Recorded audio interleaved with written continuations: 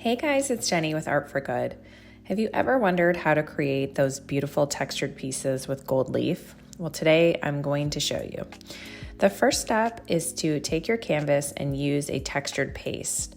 I am using joint compound here. I've also done some other videos of using spackle. So these are products you can get at the hardware store that essentially are used to patch walls or things like that. This is what I've been experimenting with lately in my art tutorials, and they seem to work super well. Joint compound is a little softer and easier to work with. It's sort of the consistency of frosting. I'm just covering the entire canvas with one real good coat, and then I'm going to smooth it out a bit and do my design.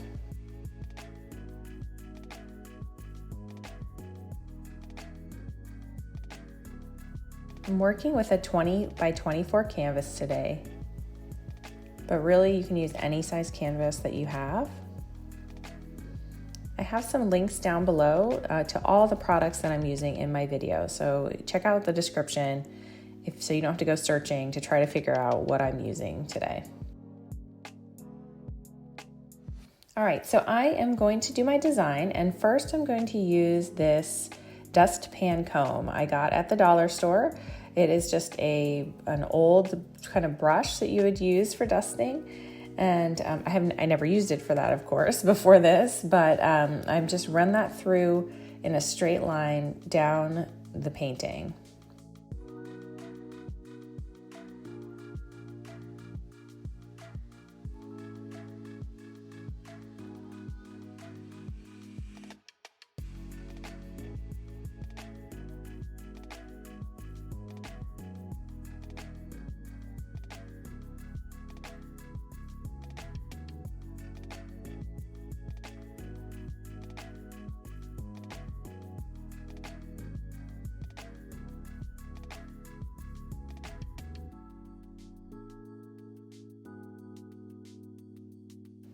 I'm also using my straight edge tool here. This is the tool that I think is really amazing for these texture techniques.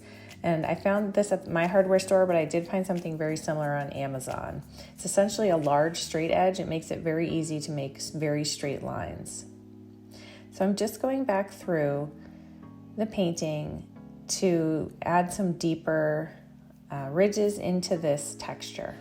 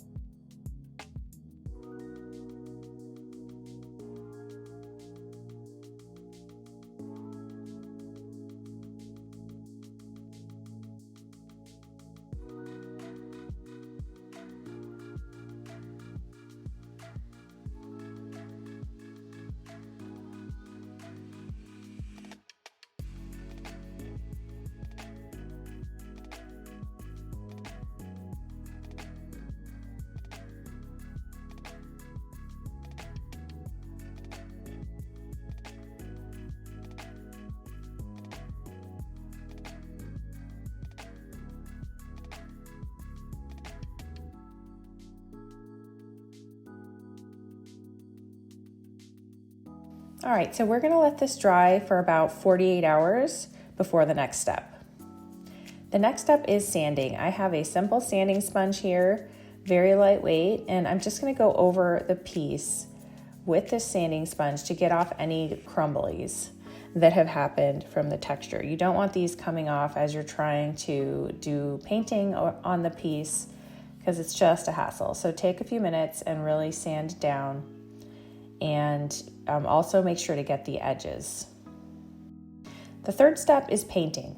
I am first going in with a metallic spray paint. This is in a navy blue color.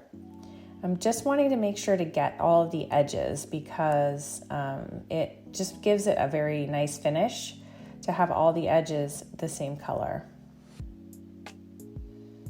Make sure you are wearing a mask when you're working with spray paint. I do have a door open right next to where this painting is, but still, safety first with your health. So I'm layering in the dark blues, then I'm going in with a metallic blue and also a light blue at the top. And I did not capture every single step in this process. It is using your best judgment in a lot of cases to try to mimic lights and darks. I'm also going in with a white spray paint in places.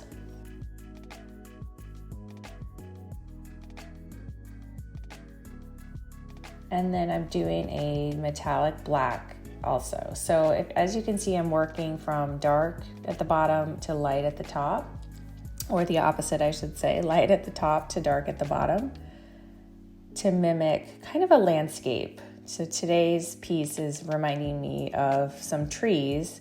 So I want to make it look like, out in nature where you have a blue sky and then you have the foliage down below, which looks a little darker. I'm also using a little silver spray paint. So you don't have to necessarily use these same colors, but the same, philosophy of light to dark, you should be just fine. Feel free to experiment with different color palettes as well. All right, and step 4 is gold leaf. I have a gold leaf adhesive here. It's a particular brand I will put down below in the description because this has been by far the best that I have used.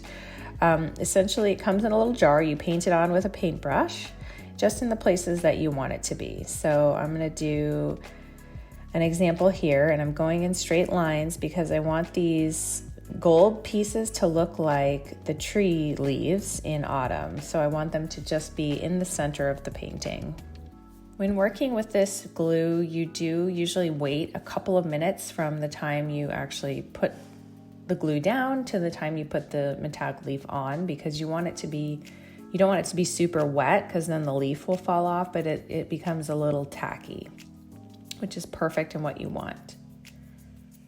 The gold leaf sheets that I'm using are pretty reasonable. I think it's around $10 for a pack of a ton of sheets. So I know people get scared when they see gold leaf that it's super expensive, but actually it's not that bad when it comes to art supplies. So the leaves come out on these little wax paper sheets, and then you're just gonna plop it on the art in the places where you applied the glue.